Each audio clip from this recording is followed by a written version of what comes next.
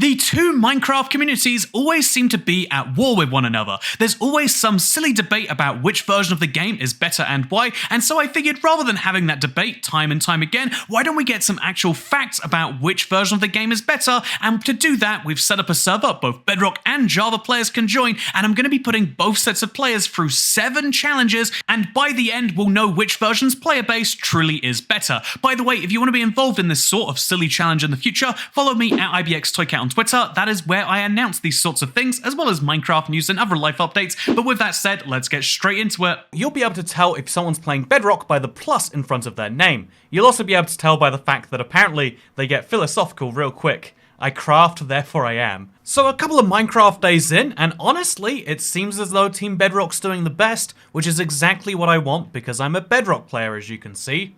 I'm just kidding. As a Java player, I absolutely love how the Java side is going. They have a crafting table and they had a couple of furnaces, but I wasn't recording apparently. You know, it's a good side of the map for the technical side of Minecraft. People are quite deep in that side of the game. People have iron already. But as you can see otherwise on the surface, it looks like nothing has changed. However, that might change when we get into our first task, which is going to be collecting 400 cobblestone. That is enough to make a 20 by 20 square, and it is a very easily obtainable resource, so this is a little bit of speed mixed with a little bit of tactics. Which side will come out on top? Let's find out. Honestly, I think this challenge is unfairly weighted towards the Java side, because although there's a lot of Bedrock players doing a lot of things, look, there's a lovely farm in the corner there. Focusing on one task, I guess Team Bedrock is Team ADHD, because focusing on one task is a little bit beyond most of the players here. This is what the cobblestone chest is looking like so far. I'm just saying, I feel like we missed something there.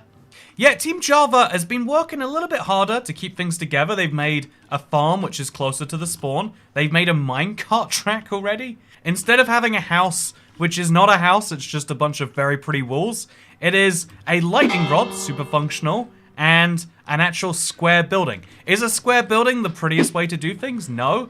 But like I mentioned before, all the furnaces are here. We got signs. We got a welcoming community. Team Bedrock actually got 400 cobblestone pretty quickly after they started working on it. And on top of that, they've started to really build out this spawn area. It's actually really nice, like using slabs like this. It's a little too fancy for a spawn build, don't get me wrong. But I like it anyway. Like really, we should be focusing on having walls and a ceiling rather than having whatever these are. But I like the vibes. Both sides did well in the first challenge, but there can only be one winner, and that winner is the Java edition. This is pretty impressive. They're faster at mining blocks. However, for the second challenge, I wanted to go in a bit of a different direction. We're going to be doing something that involves a little bit more skill and also ties into something that makes the two versions different, because the goal is to collect 64 salmon, 64 cod, and 20 pufferfish. Yeah, on the Bedrock side, people heard about the challenge and they're like, yeah, but I got a house to build first. So this might be this might be one for Team Java. Man, this one guy has 16 raw salmon, which he's collected from the neutral zone. So the Java team have been pretty good at that, it looks like. Going out, finding the big bodies of water that don't belong to anyone. Whereas on the Bedrock side, I mean, you can see, literally nothing has been deposited yet. Wait, a glow ink sack. Come on, guys. You know that a glow ink sack isn't one of these, right? I'm trying to champion the Bedrock cause here on this channel, but placing... Wait, is this backwards, ToyCat? But placing a ToyCat sign made out of dirt in the sky, I just don't think, if I'm leveling with you, I don't think that's gonna help you win this challenge. Oh, no, so someone's been taking the fish, apparently. You know how the old saying goes, give a Bedrock player a fish, and they'll steal it from you. Teach a Bedrock player how to fish, and now they've stolen the knowledge too. Do you really want them to have that? Yeah, while the Bedrock side is just putting together their first fish, the Java side has maxed out salmon, is working their way there in raw cod, and apparently no one's found any pufferfish. I think it's because people are going out and killing fish rather than fishing for them, which is not how you're going to get them puffers. There is certainly an organization to the Java side, almost like a efficiency to it, if you have to say it that way, right? Like, you know, everything's very calm and orderly. Oh, look, they're building ToyCat signs over here too. You know, as it turns out, there is no platform that you need to be on to believe that ToyCat is yes. It is every platform and every resource. This was a lot harder of a challenge in practice, but it seems as though Java has come up ahead again. Java is officially at 2, Bedrock is at 0. We're starting to have to conclude that Java players are just better than Bedrock players, right? That's something that will definitely be proved in the 3rd challenge because I run these servers over a period of a week, which means when I'm sleeping, there's about 12 hours of difference between when I leave the server and when I come back, and here is going to be the challenge. It's going to be build-based. Who can make the most interesting looking part of the world in the time in which I'm gone? I am very curious to find out, and so let's take a nap. 12 hours later, and the 3rd challenge looks like it might be a Java win. I mean, looking around, they've got a really nice farm, including everyone's favorite resource. We got some chickens, we got the minecarts going on a slightly wider track, and even a couple of nice houses around the place. A little bit of mob propaganda. The neutral zone, on the other hand, is a little bit wild. I mean, you can see that there's been some amount of either fighting or ridiculous stacking up. It looks like, you know, what's left behind when you fight in Fortnite? Is that still a game people are playing? And yeah, a lot of people trying to get on top of the bedrock walls because, of course, that's always going to be people's natural intuition. And yeah, if you look around the world, you can see that it's filled with not that much in the neutral zone. But what about the bedrock side? Whoa, Team Bedrock might have their first win. Instead of, oh my god, yeah, instead of just a little house with some resources, they've got infrastructure. Look at this road with regular checkpoints so that you have little light coming in. Look at this like and sub. You should like and sub. I would like it if you subbed, in fact. This amazing farm with a big old fence around it. We got toy, oh my, okay. You know, they know how to win this challenge. They built the Toy Cat Let's Plays house. Oh, the Church of Toy Cat. This is amazing. I mean, it's missing a few bits here and there, but the fact that it's almost perfect. Is it a blue bed? If it's a blue bed, I'm in. Okay, there's no blue bed. I'm out. Toy Cat is bed. Yeah, this is nuts in my opinion. The recreation is lovely. You gotta love to see it. But then also having a castle over here. Okay, Bedrock has handily won challenge number 3. They actually built a lot of cool stuff, but did they do a good job preparing for war? See, they've even got the flag of my favorite country, Transnistria. That joke works for like 6 of you, but you're not. It's a decent. That's such a dumb joke. I'm laughing at my own joke now. This isn't what you meant to do in videos. But we also have a statue of the cat himself. Wow, look at the likeness. Isn't it amazing? And it'll also slowly age over time. I guess not if it's that sort of thing. I think it's pretty clear exactly who wins here, bringing the score up to 2-1 for Java. Will Java extend their lead, or is Bedrock going to equalize? We'll find out in the 4th challenge, because we've gone for resource gathering, we've gone for fishing, we've done the building part of the game, but what about combat? I think one of the best bosses to actually fight as a team is the raid. A raid can be the easiest thing in the world if you have teamwork and the right gear, and it can be the hardest thing in the world if you don't coordinate, which is why I think it's the perfect team challenge, and let's see how the teams handle it. Both sides have an entire raid they have to kill, and whoever kills it faster gets a mending villager. Oh, when you die on the server, you turn into a chest. You know, that makes more sense than it's being on the ground, I guess. It's also fun to see which side is better equipped for a combat challenge. Might be building up to a big confrontation later, who knows for sure. Can this exist in vanilla Minecraft? A Vindicator with the Pillager banner? This is one of my new favorite games, is just watching this guy roam around the world destroying people. I think he's gonna lose this one. Oh, yeah. Raid is going to the next wave.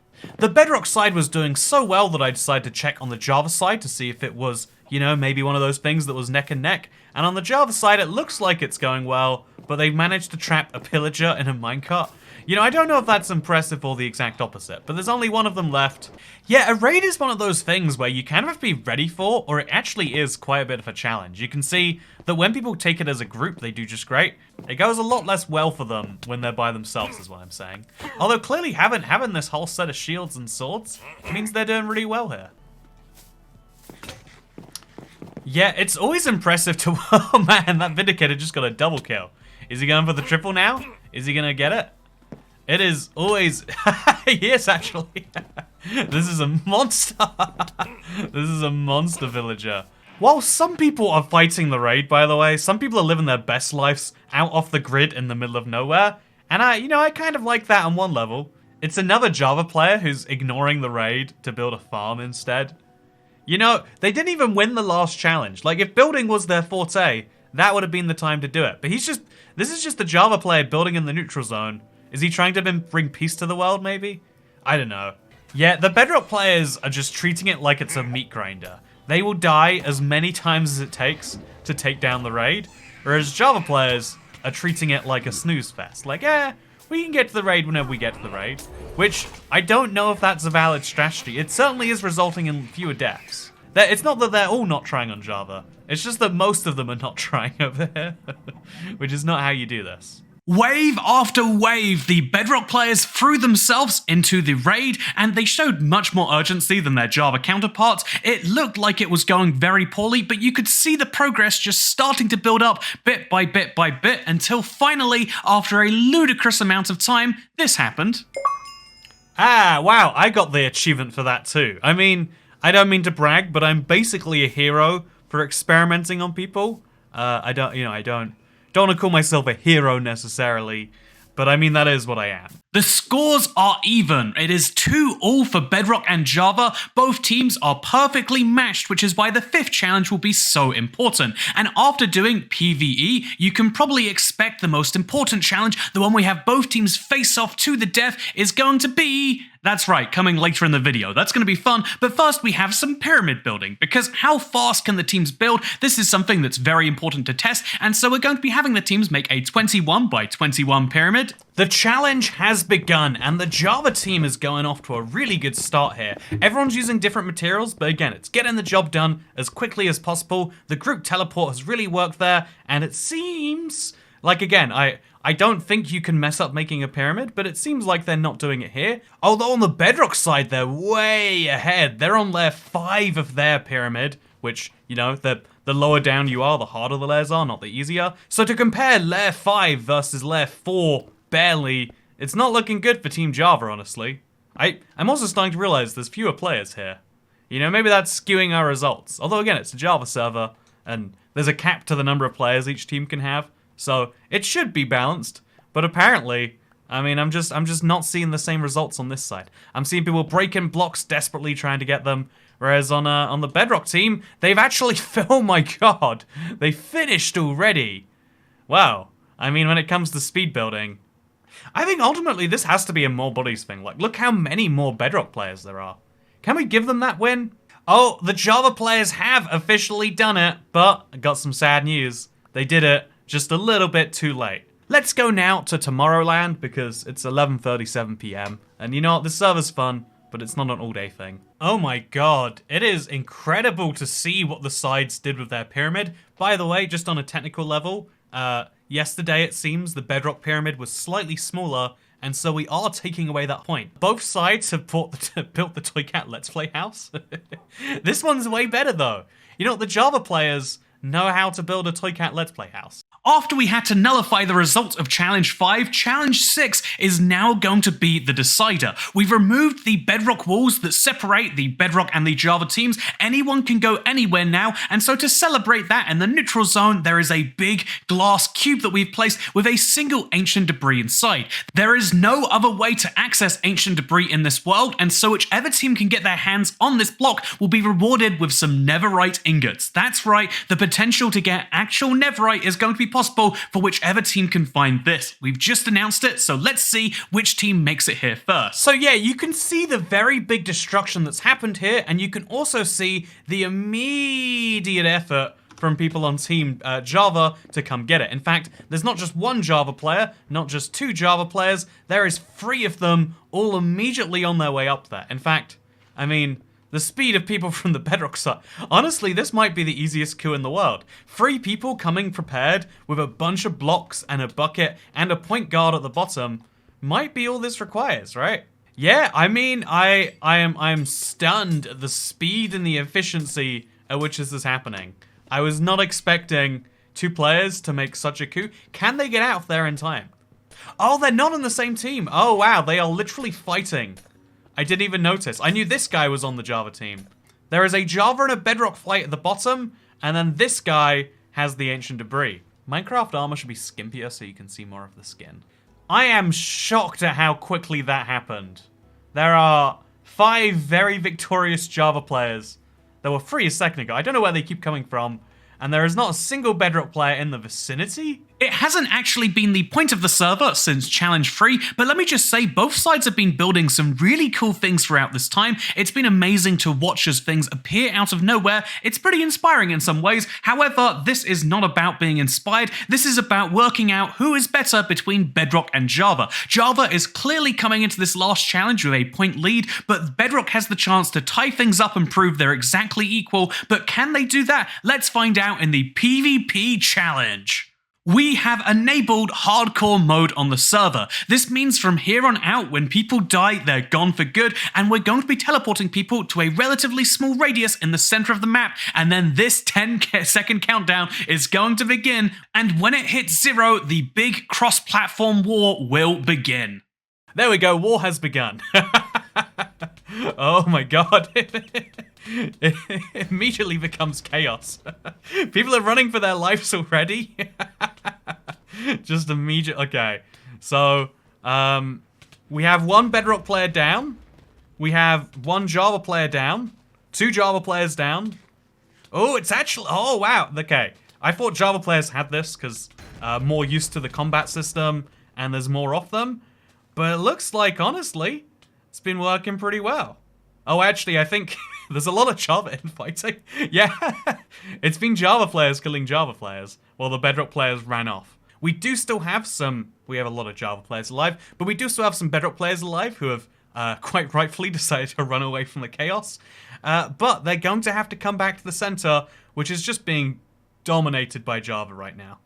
Okay, another Bedrock player has just been murdered. I mean, it was another one too. They're just getting ganged up on at this point. Like the strategy is to stay together, not to run away and come back and hope you can pick people off. It's not going very great. With that, the Java Edition seals its lead and is officially the better platform in this cross-platform server contest. I mean, obviously we could talk about how Bedrock seemed to be doing better with various build challenges, where Java was much more refined with the combat because this is effectively a Java server, but I think the more important message to note here is that it doesn't matter what the size of your salmon is, it matters how you use it. Thank you for watching, and I'll see you next time. Goodbye.